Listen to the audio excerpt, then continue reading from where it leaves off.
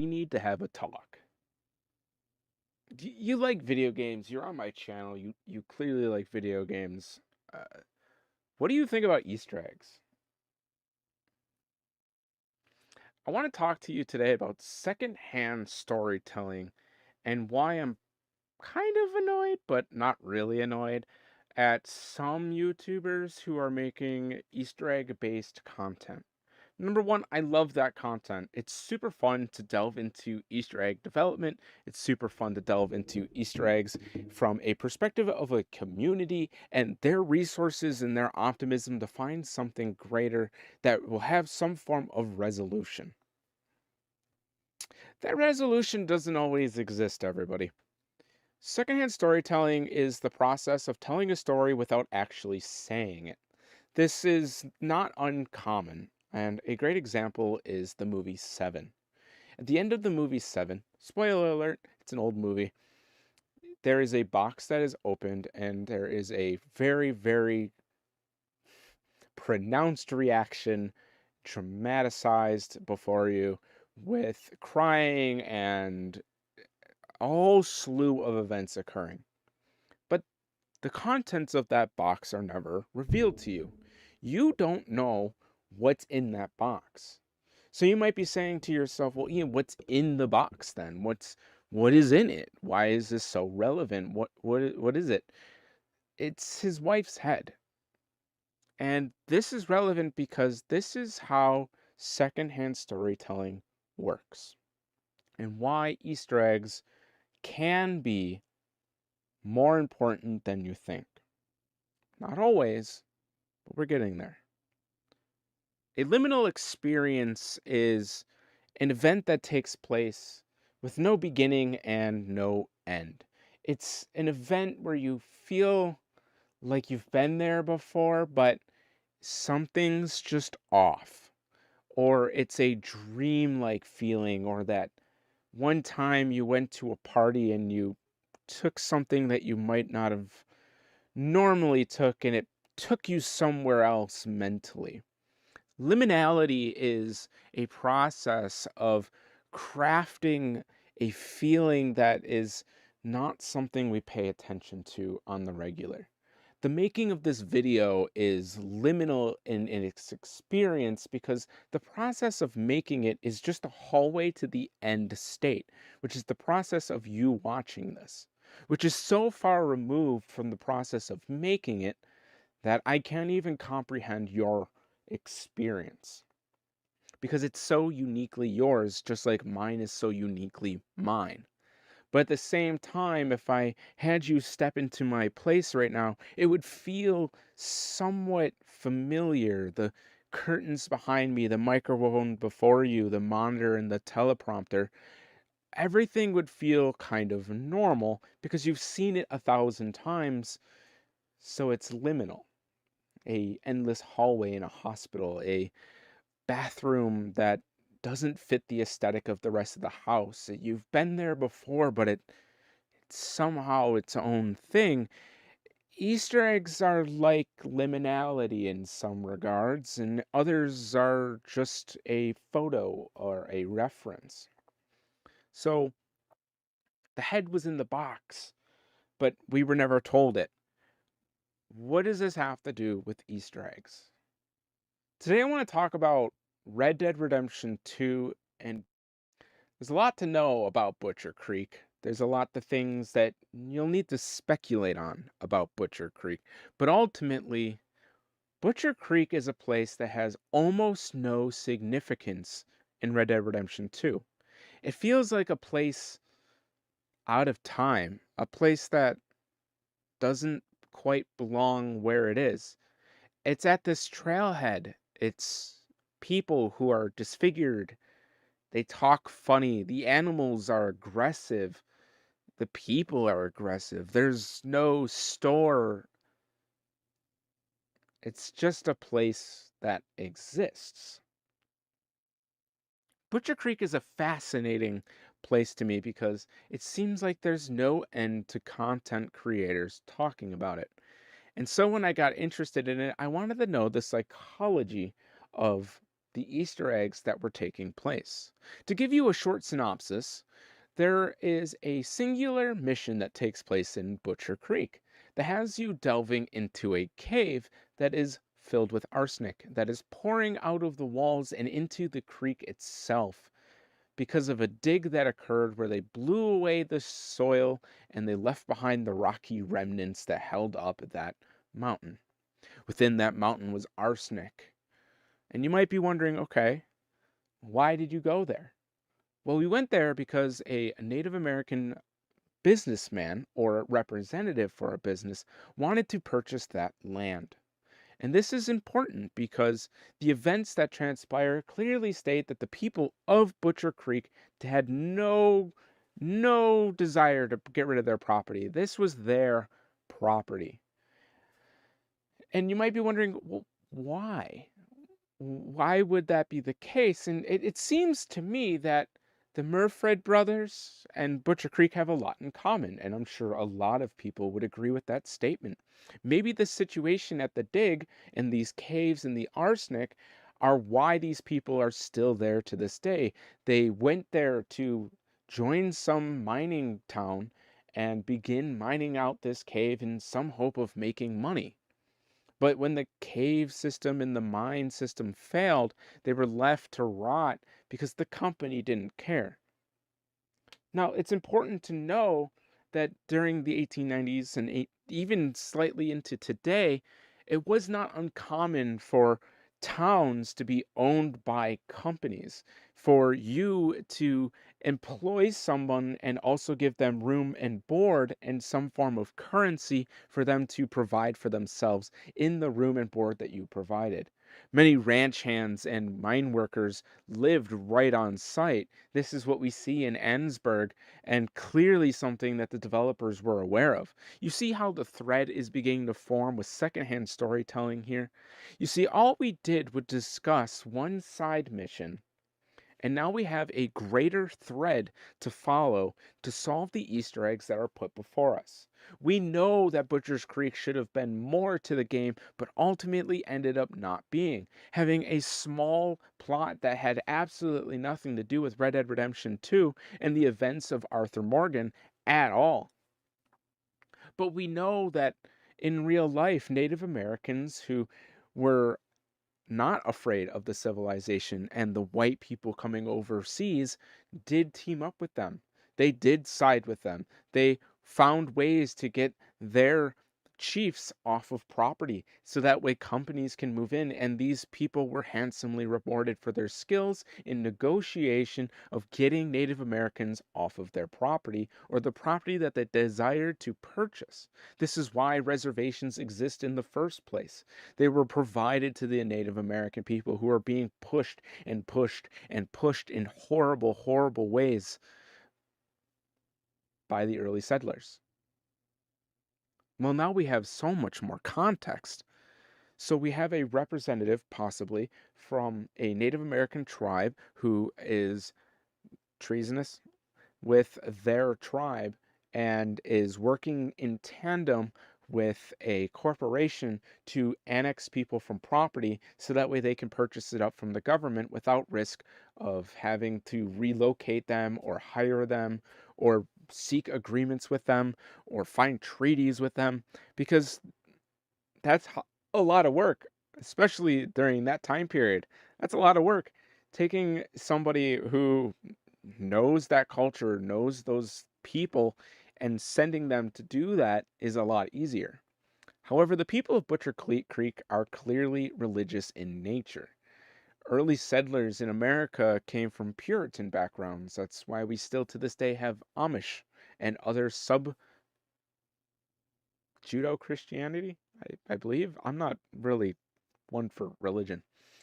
Anyway, that's why we have those people, though. That's where they came from. They came from the early settlers who passed down their tradition time and time again. And when you have a settlement just segregated and completely isolated, people are fearful of these people because of their deformities and their way of life and their skulls and skeletons and bones, and it's just grisly, and there's corpses hanging and they're tanning right there and probably stinks, to be completely frank. I don't think there's a bathhouse. There's nowhere to shop.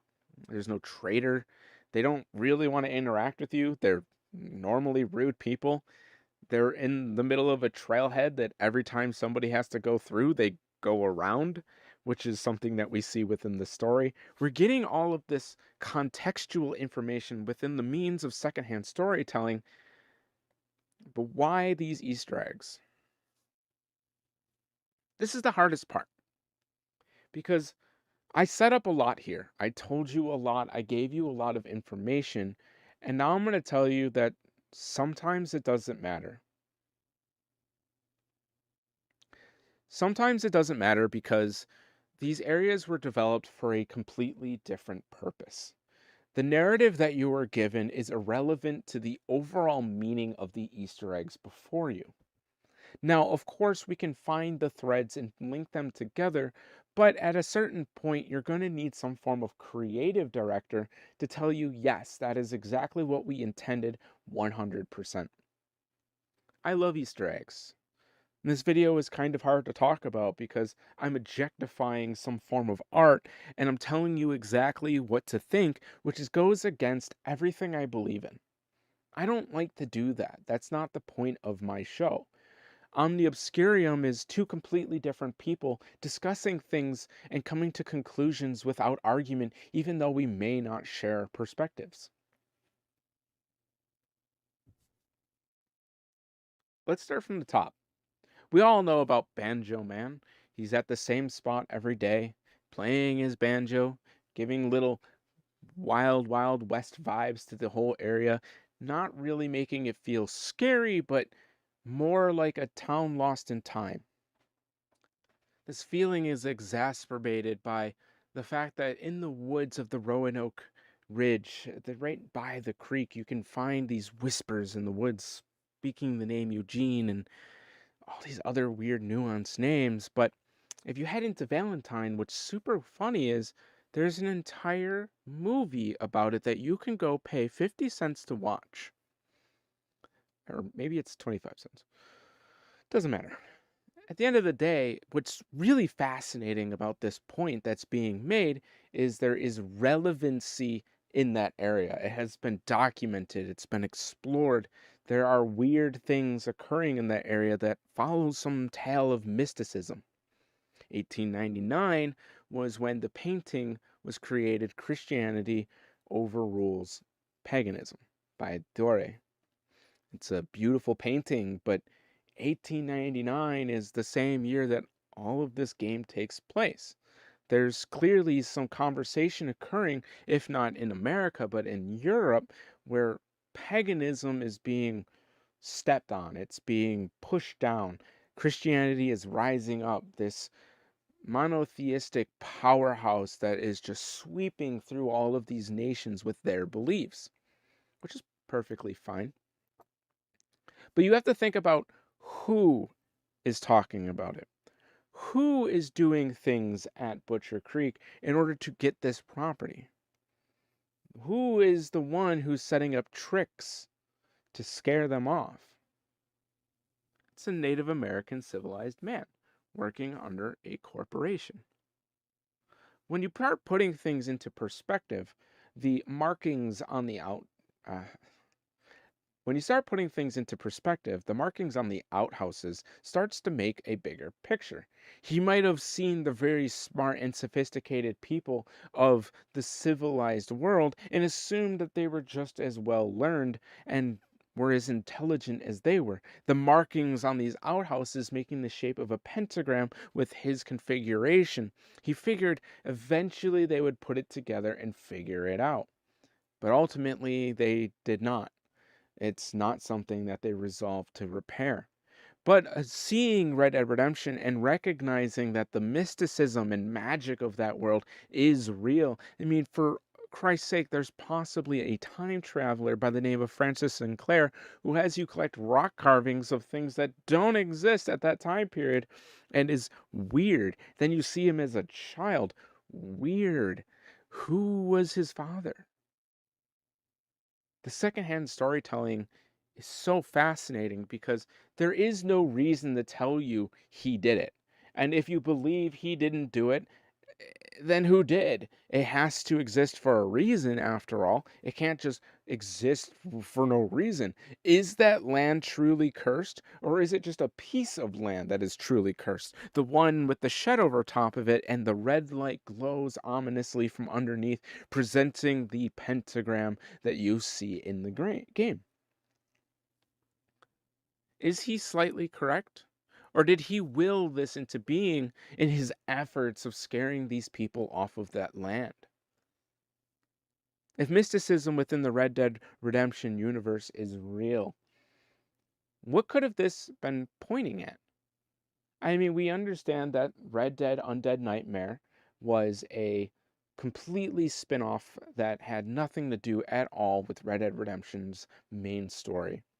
Could this have been a remnant or an artifact from a point when Red Dead Redemption 2 Undead Nightmare was supposed to come out? We don't have the context or the clarification to state that that 100% is the answer, just like how we don't have the answer if the Native American was the one that did it. We know he sets up talismans and different wind chimes and claims specific things, but we also see him as an eccentric, somebody who is bizarre, somebody who's strange and is manipulating these people. To say with 100% certainty that this is satanic, that this is paganism, that this is Wiccan, it's not Wiccan. It's such a grandiose statement because there is no context for you to have those conclusions. The pentagram is a very popular and iconic symbol that means all kinds of things depending on where you're from. I mean, you could even say that it's something to do with the Irish. You could say that it has something to do with Celticism from the Irish that put that pentagram there because in Celtic belief there is a pentagram symbol and it can be found within nature. They have put that kind of symbol throughout the world that they traveled. I love Easter eggs because I don't need to know what all of them mean. Sure, an Easter egg can simply be a actual Easter egg behind a wall, or an Easter egg of a reference being made, or a cameo of another character that you don't directly interact with but is existent in the world around you. Easter eggs can be so many different things, but the Butcher Creek Easter eggs are so special because they're so unique and there's so many within one area. I want to talk about the markings on the back of the outhouse now. If you go to outhouse number 4, you'll see on the back of it LJSM, or as some people believe, LESM. Now, we don't have any context to what that means, and we don't have any context if that's a location, if that's a character. We don't have any context at all to what these 4 letters could possibly represent. And I'm here to say one theory, one that I have not seen brought up, not one that has been contextualized in any regard, but what if it's 2 abbreviations for people's names? Now, I came to this conclusion for several reasons, and was reminded of something in my real life.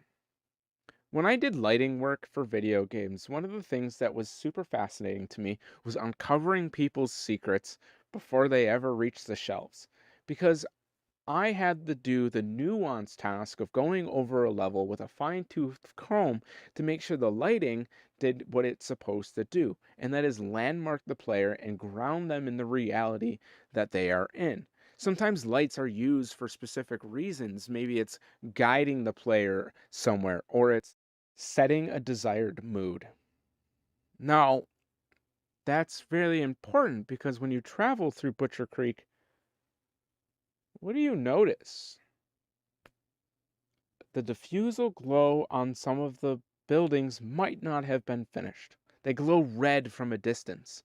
2 in particular that I know of for sure. When you see the pentagram, if you turn around immediately where the banjo man sits, you can see a red light.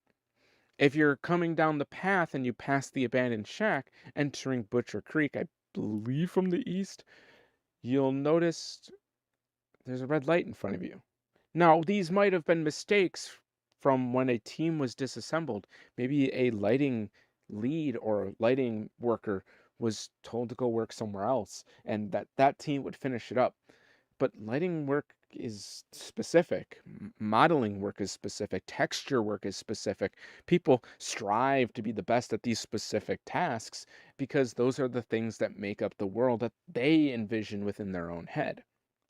It is not my goal to stand here today to answer the questions that everybody is foaming for, but really it's a way of me putting on a very important hat for you, and that is to think differently. With Omni Obscurium and many of my other shows, I've always strived to make people think a little bit differently and talk about the nuances within things without needing an objective reason for everything to be.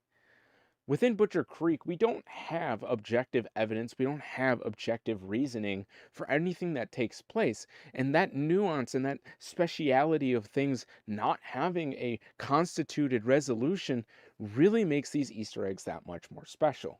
Because it gives us an opportunity as a community to talk about these Easter eggs, talk about these weird events, these bizarre happenings in a town that almost nothing happens in within the main story. Why is this place so bizarre? LJSM. I think these are two people who worked on the map. I think these two people were regulated to put together the Roanoke Ridge, as it were. And as you can tell from that area, it's slightly flatter. It's got steeper things. The creek runs through it. There's not much going on in the wilderness there. It's a little bit more reserved. There's Beaver Hollow and sure the ladder that goes up and out of the cave, and you can go to the arsenic cave and you can find a way to get into the ceiling area, and there's the one cave painting, but ultimately there's not much because they put their time into Butcher Creek. These are people who felt that the work that they did would go unappreciated because the area that it was placed in might not have had much going on. Many of a player would just go straight through it or kill everybody for the hell of it and loot them constantly. They wanted to give a reason for players to actually want to visit Butcher Creek. See what the hell is going on here.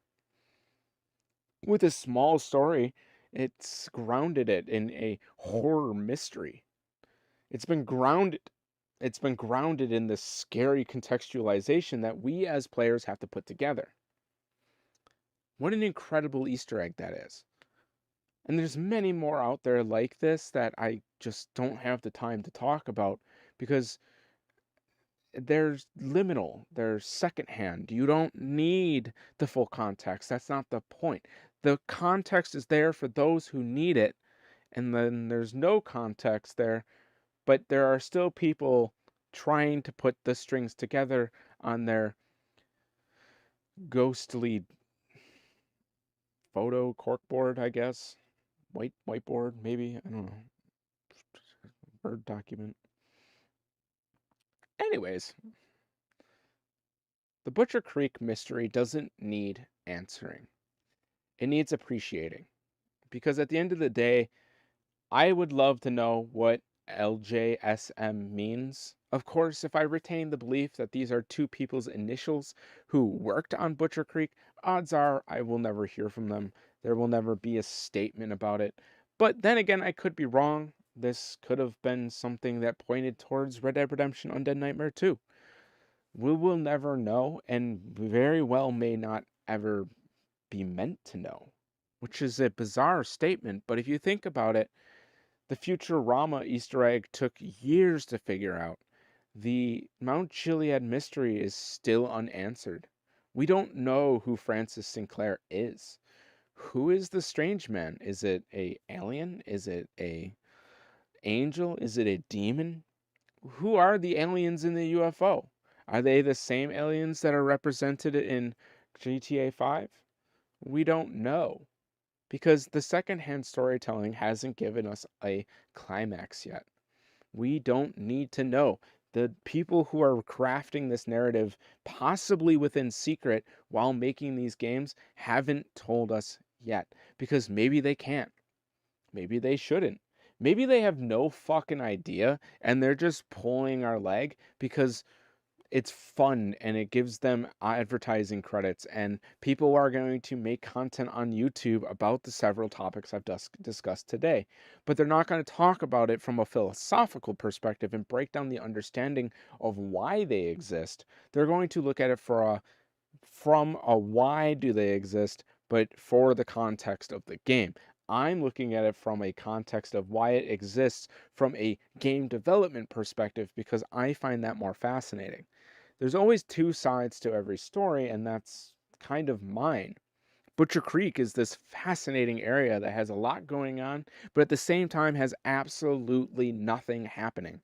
It is a disgusting and horrible place to visit in Red Dead Redemption 2, and I understand completely that people just blow it off and don't want to visit it. It's creepy, it's bizarre, the people are oddly shaped and bleh. But this makes it a hotbed for something like Easter eggs. This makes it a hotbed for storytelling. This makes it a hotbed for main story content that doesn't exist. And because of that, two artists who got upset decided to fill it with Easter eggs. We uncovered the most important one, the pentagram under the shed, and we will never know more. Because none of the other context matters to the secondhand storytelling that has already been set up. There will not be a resolution. At least that's how I feel. I hope you guys have a great day and you begin thinking about things differently. Things aren't always as they seem, and like I say, all art is art. Everything has a purpose, everything has a reason, even if it's mundane. Sometimes it's the most mundane things that are the most interesting. Hope you guys have a wonderful day.